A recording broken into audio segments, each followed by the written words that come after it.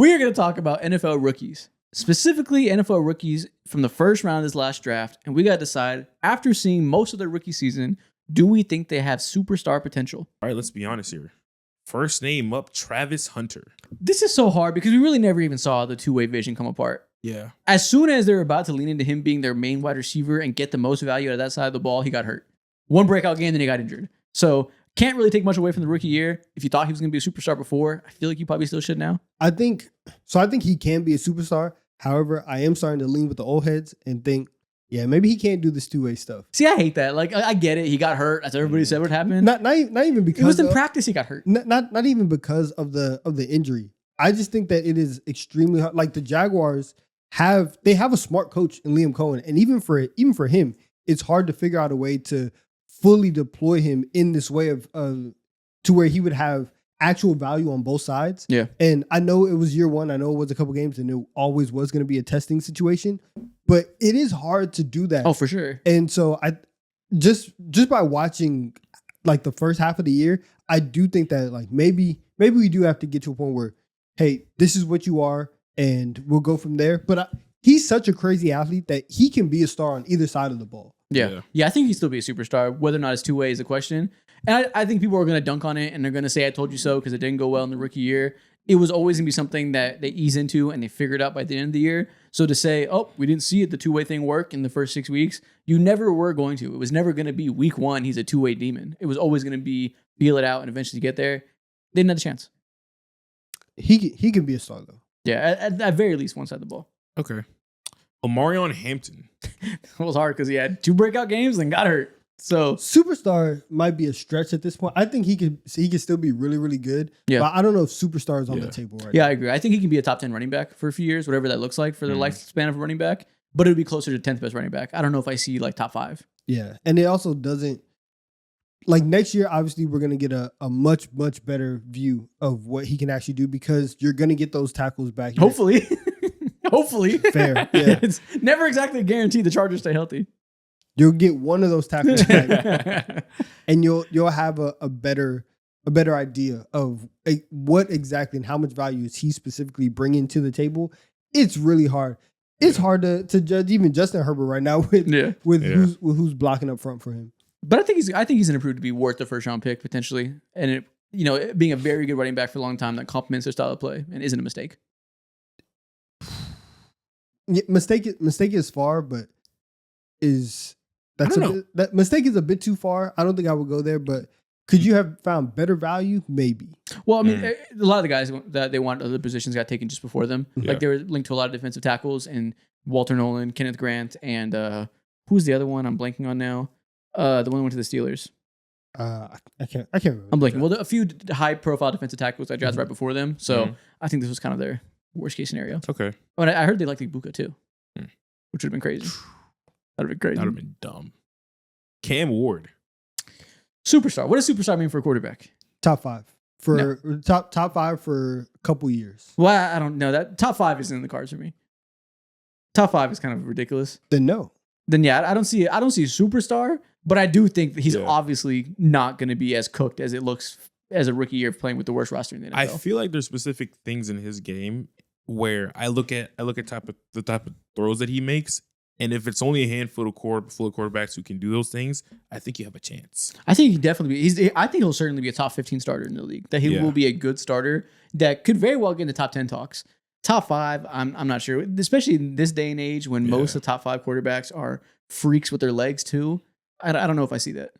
So take that top 15, cut it in half. Top 8? Maybe. Yeah, it's too early to say yes, but it's certainly possible. It's hard to judge him, man. Yeah, I think he can be. I don't think that there is much that you can fully take away from this year just because of how bad the situation has been.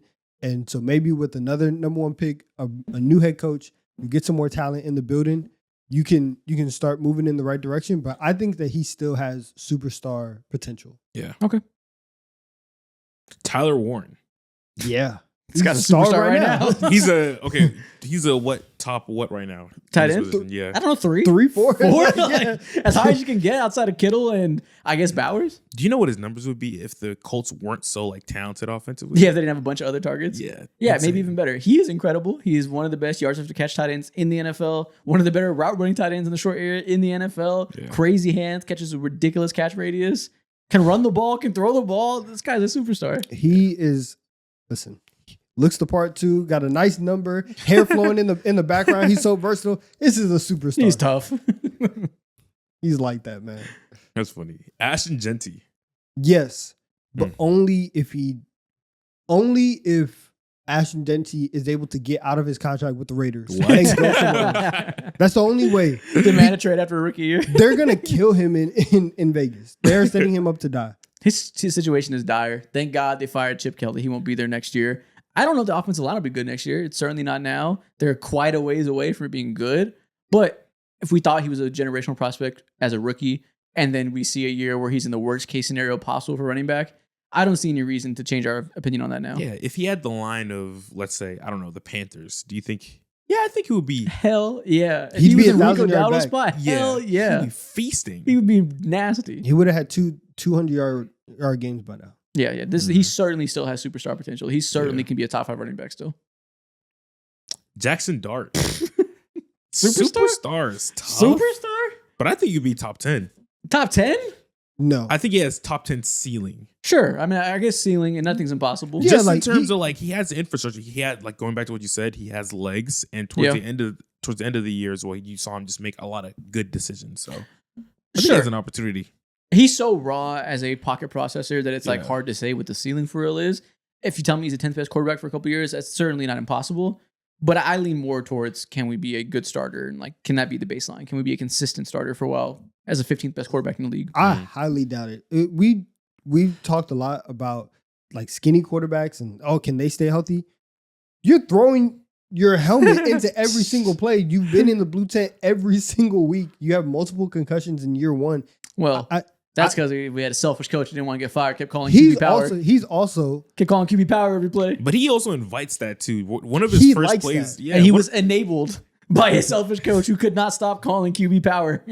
even if he scrambles, he is going to, as long as him and Cam Scatterbo are telling each other, yeah, bro, run him over, I don't think he's going to be a top 10 quarterback. Get his ass.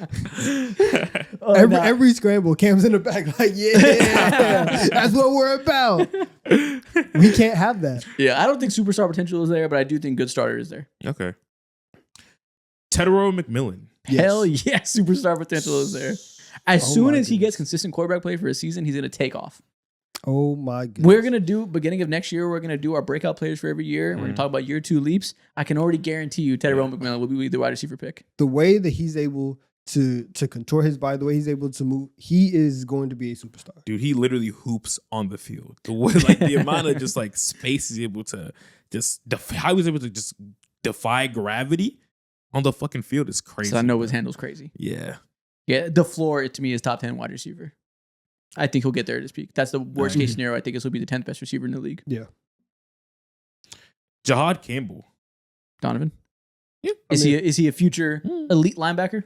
I mean, of course. But like, and next year is going to be really interesting because if the Eagles don't re-sign the Kobe Dean and Jihaad Campbell goes back to playing alongside Zach Bonnet, and it's like them two, he'll have all of the time, all of the opportunity to show that he can be a superstar. But even this year, he's been extremely versatile. He's been great in anywhere that the Eagles have put him. I think he definitely has that potential. He should have went higher in the draft than in the 30s, but people were scared of the medicals. So like the Eagles got insane value drafting Campbell at 30. There we go. Matthew Golden. This is hard, man. I think so. I haven't seen a single thing that screams superstar to me. But I also haven't seen a single time where they prioritize him. It's a little bit of both. Targets are earned. Yeah, it's a little bit of both. But there have been some moments where, especially early on in the season, when they were starting to work him in and he was starting to be featured, I didn't hate what I saw from him. And I do think, especially with the Packers, they have a lot of just really good. So I don't think that, especially going into next year, Tucker Kraft is coming back from injury. You have a lot of B plus, right? B plus receivers. If he takes a year 2 leap, he can easily lap everybody in that room. Yeah, I'm not like out on him. He's not like a bust or anything. He can still be a very good starter. Superstar, I've seen nothing to make me assume that's going to be the case. I will say the awareness from him to change his number from 22 to 0 was very much That's a like, superstar trait. that very much like, people are going to want to buy your jersey. Let's get a cool number in here. I like that from him. 22 was like the most immediate, you'll never be a superstar number ever. So thank God he gave himself a fighting chance. Yeah. Abdul Carter. Probably. I mean, it's probably. He's a rookie edge rusher that was touted as the best defensive player in his class. Has performed well. Obviously, the sack numbers aren't there. Playing with some other good edge rushers. I think he'll probably still be the star we thought he would be. And as soon as the rest of the line starts to age, you're going to see him really start coming into his own. Yes, he will be a star. Yeah, I mean, they have a better defensive just foundation overall. Yeah. Actual good defense. I think they'll be fine. Well, they're a step closer. They That fired their DC. fired. Next year, I think we'll probably see a very, very productive version of Abdul Carter. Nick Emmanwori. Yeah, Nicky Emmanwori, probably. I think this is a star. I think this guy is incredible. This is one of the most athletic safeties in the NFL. Yeah. Makes their defense insanely versatile. They really took off once they inserted him into the team full time after the injury. This is going to be one of those players that we look up and say is a steal of the draft. Just a couple weeks ago, I think you named him your like defensive rookie of the year, correct? Yeah. Yeah. And he's playing at that level. He's on par. He's a big part of the reason why this defense doesn't want to be seen on the field. Ended up falling to the second round. Could have went to end of the first. A lot of teams are going to be like, damn, why did we make him drop on our draft board? You said it, yeah. Special.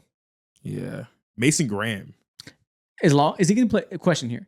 Is he going to play next to Myles Garrett for the next 4 years? Yes. He will be a superstar Yeah. then. The combination of him and Myles Garrett is ridiculous. The fact they can both draw attention off of each other, he is going to have seasons where he has stupid sack numbers for the position just because Myles Garrett draws all the attention. Yeah, Myles Garrett still has multiple years of making $40 million from the Cleveland Browns. He will be there. Yep, and Mason Graham will be an amazing 1-2 punch with him. Yeah. Myles Garrett is going to break the sack record this This year. is so funny. And he gets to play alongside that. This has Yes. nothing to do with you, Mason Graham. We didn't say a single good thing about your game. We didn't analyze you at all, your go-to. No, he's really good, though. He's very good at creating penetration up the middle. And when you can combine that with a good defensive line that has the best edge rusher in the league and some other good DTs like Collins, he's going to be productive. Okay. Shemar Stewart. Superstar? We've said a lot of names up here right now. This is the polar bear. This is the one. I think people are a little too harsh on him because he did the whole contract thing. So people are waiting for the opportunity to be like, you did all that for 0 sacks? Bum.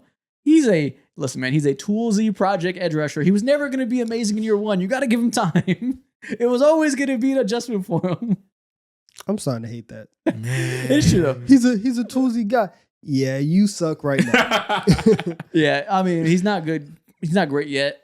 I'll give it time. I'm superstar. I don't see that in the future, but I think he can still be a good player. He just, whenever I see him on the field, I feel like he just doesn't feel like he's on the field, bruh. Yeah, He's there for no reason.